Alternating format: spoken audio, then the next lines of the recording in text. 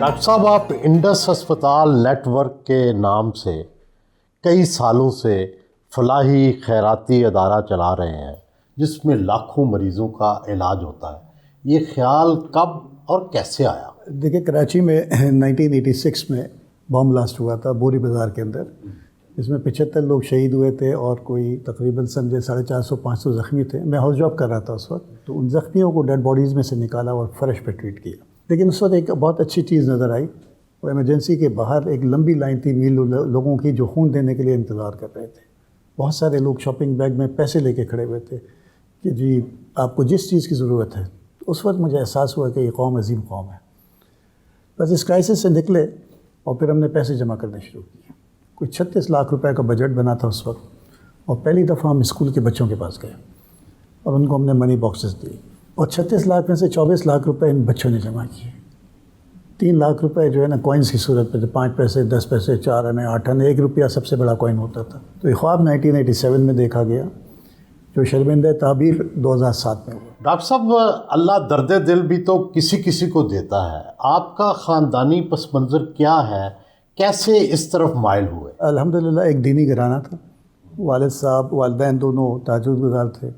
ہم ماشاءاللہ 7 بھائی اور 4 بہنیں تھے، اور ایک 2-2.5 کمرے کے فلیٹ میں رہتے تھے. بیسیکلی آپ پشاور سے ہیں؟ بیسیکلی پشاور سے ہوں، لیکن میری ساری فیملی وہاں کی ہے. لیکن میرے فادر 56 میں کراچی آ گئے تھے، تو میری پیدائش اور تعلیم کراچی. تو یہ انسانی ہمدردی، یہ فلاح، مریضوں کے بارے میں محبت، یہ کہاں، اس کی جڑیں کہاں ہیں؟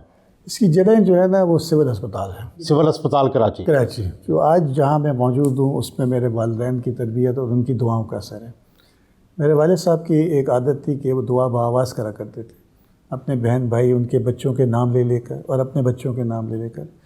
میں نے ساری عمر اپنے لیے صرف ایک دعا سنی کہ باری کو خدمت خلق کے جذبے کے ساتھ ڈاکٹر بنانا. نہ عزت کے لیے، نہ شہرت کے لیے، نہ پیسے کے لیے. اللہ تعالیٰ نے سب کچھ دے دیا.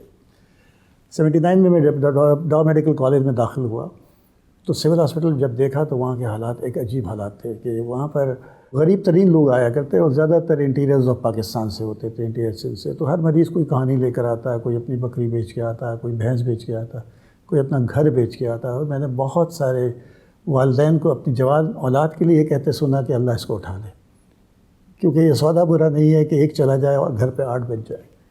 اور یہ سینکڑوں میں نہیں لاکھوں میں ہوتے تھے. تو ڈاؤ میڈیکل کالج کے اسٹوڈنٹس نے ایک آرگنائزیشن بنائی، پیشنٹ ویلفیئر ایسوسی ایشن، جو ہم پیسے جمع کرتے تھے، غریبوں کو دوائیاں دیا کرتے تھے.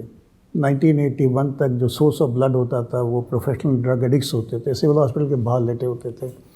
یہ ہفتے میں 1 دفعہ نہیں 2 دفعہ بھی اپنا بلڈ بیچا کرتے تھے. ان کے بلڈ میں بلڈ کے علاوہ سب کچھ ہوتا تھا، ہیپاٹائٹس، ملیریا، سفلس، جو آج ہم کاٹ رہے ہیں کہ 10% آف ہیلدی پاپولیشن پاکستان کی ہیپاٹائٹس B یا C پازیٹیو ہے.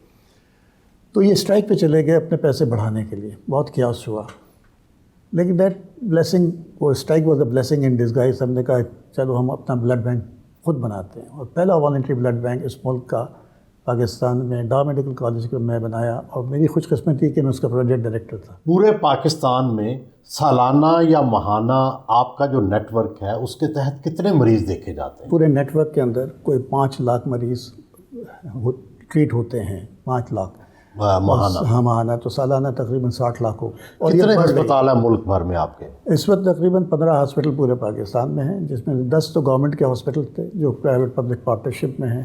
بدین میں ہے، تھر میں ہے، گوادر میں ہے، مظفر گڑھ میں ہے. بڑے 2 تو کراچی میں اور لاہور میں، اور کراچی اور لاہور، 3 میں. مظفر گڑھ بڑا ہے.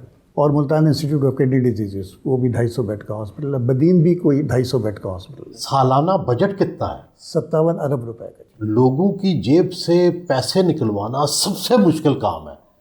آپ یہ کتنا آسانی سے کر لیتے ہیں کہ 57 ارب روپے آپ کو ملتے ہیں سال بھر؟ دیکھیں، پاکستانیوں کو میں یہ ہمیشہ ہر جگہ جا کے کہتا ہوں کہ مجھے فخر ہے پاکستانی ہونے پر، کیونکہ کرائسس میں اس سے بہتر قوم آپ نے نہیں دیکھی ہوگی. بس دعا میری ہے کہ عام حالات میں بھی ہم ایسے ہی ہو جائیں تو ہم صحت مند خوشحال پاکستان دیکھیں گے.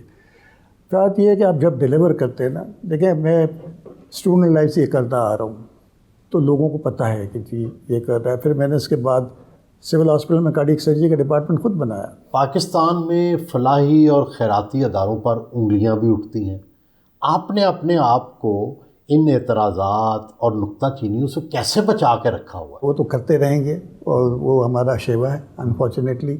بہت سارے ایسے ہوتے ہیں, مجھ سے کسی نے کہا کہ وہ آپ کی کیوں مخالفت کرتے ہیں, جب شروع ہو رہے تھے تو میں نے ایک مثال دی. میں نے کہا آپ سگنل پہ جب یہ فقیر جو کھڑے ہوتے ہیں, کوئی نیا فقیر آیا تھا, آپ دیکھتے ہیں اس کی پٹائی کر رہے ہوتے تو ایک نیا فقیر آ گیا تھا تو اس کے شروع ہو گیا. ڈاکٹر صاحب پھر بھی اپنے ذاتی خرچ کے لیے لیتے ہیں آپ ادارے سے, یا وہ کیا طریقہ ہے دیکھیں جس سے آپ نے اپنے اوپر کوئی جو ہے وہ حدود و قیود لگا رہے ہیں؟ اس وقت فیصلہ یہ کیا تھا کہ اتنے پیسے ہوں جو کہ آپ وہ اپنے کسی کرائے کے گھر پہ بھی رہ سکتا ہو, گاڑی بھی مینٹین کر سکتا ہو, اور اس کے بچے اسی اسکول میں پڑھ سکے جہاں اس کے پیئرس پڑھتے ہیں. تو وہ کتنا اماؤنٹ ہوگا وہ ایک ڈیسائیڈ کیا اور اسی سے ہوتا ہے.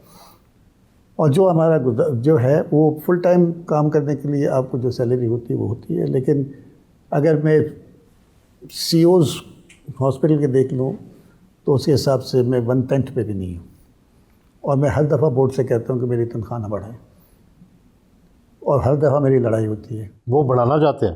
ہر دفعہ جب انکریمنٹ لگتا ہے ہر سال کا تو سب کے لگتے ہیں, تو میں کہتا ہوں میرا نہیں بڑھا ہے. اور اب میں کامیاب ہو گیا اس سال الحمدللہ. نہیں بڑھی آپ کی؟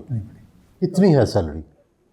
تقریباً 1.4 ملین تھی, لیکن میں نے اس کو کہا, میں نے اپنا دیکھیں میں الحمدللہ اللہ تعالیٰ نے بچوں کو اپنے پاؤں پہ کھڑا کر دیا. 2 ڈاکٹر بن گئے, ایک مینجمنٹ پڑھ کر میں چلا گیا, ان کی شادیاں ہو گئی ہیں, وہ اپنے گھروں پہ ہیں.